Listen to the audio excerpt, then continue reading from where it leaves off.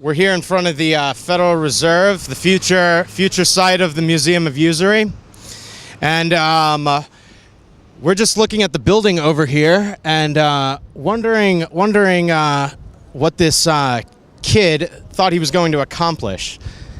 Now, this is a fortress. It was actually a military barracks, a Dutch military barracks. If you actually look, you could see that the part of the building that's above the camera right there has been built later on. It's not the fortress type stone material up there, but it is down here. Look at the guy and tell me that this is the individual that you're sending over, putting all the responsibility on. You know, you're putting all your your entire effort for your next battle, so to speak, is going to be in the hands of this 20-year-old dickhead with, who's like he looks like he's a wannabe thug, there aren't any pictures of this guy where he doesn't have headphones on looking like a derelict. If the guy's spouting all sorts of crazy stuff on Facebook and the internet about jihad, he's getting in contact with these informants who he doesn't know are informants, and they're providing him with access to a bomb.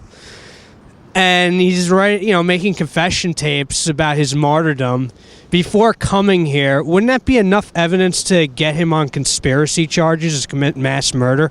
Why this spot? And you look at the building. The building is built like a fortress here.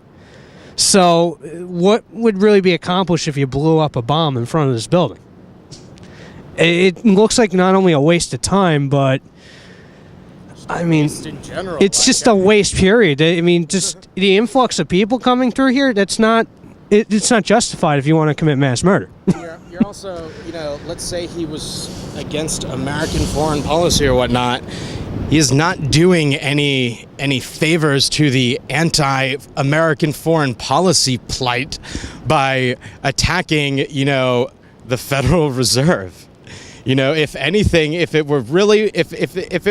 really did that and he was really sent over, what would that end up doing? That would end up, Bangladesh would end up with some troops sent over to get rid of the Bangladesh Al-Qaeda. Looks like a wannabe thug. Like, he got all of his American culture, all of his image of what the American culture is like. He got it all from watching BET. It would just be, just as the Afghans and Bin Laden certainly didn't, and the Taliban did not have anything to gain from 9/11. This guy had nothing to gain, period. And aren't these people supposed to be crazy to the extent where they blow themselves up? They kill themselves in the process, right?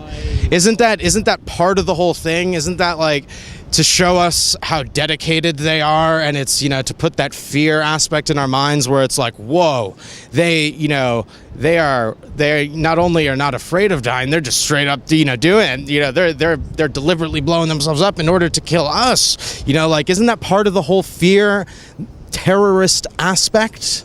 Why is he in a hotel 2 blocks down, trying to, detonate this thing with a cell phone? Why wasn't the guy who was driving it the one who was just going to set off a 20-second timer? Something. I don't know. Why wasn't the guy driving it, detonating it across the street? Why are they going to add extra, personnel that you wouldn't need?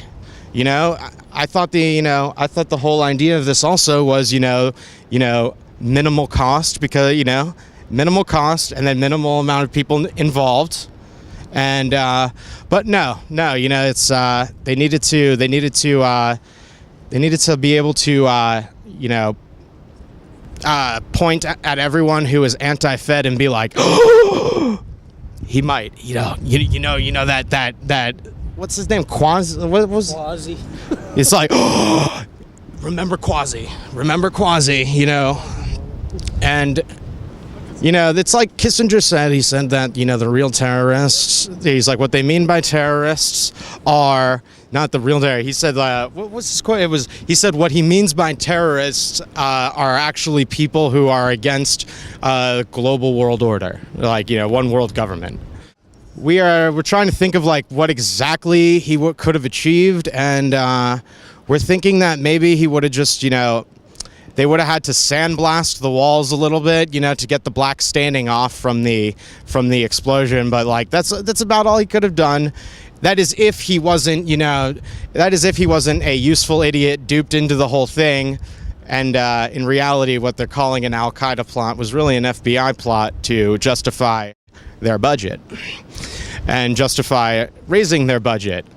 Because after all, how are they going to justify having their budget raised at all if they don't have a few victories? Oh, we stopped this from happening.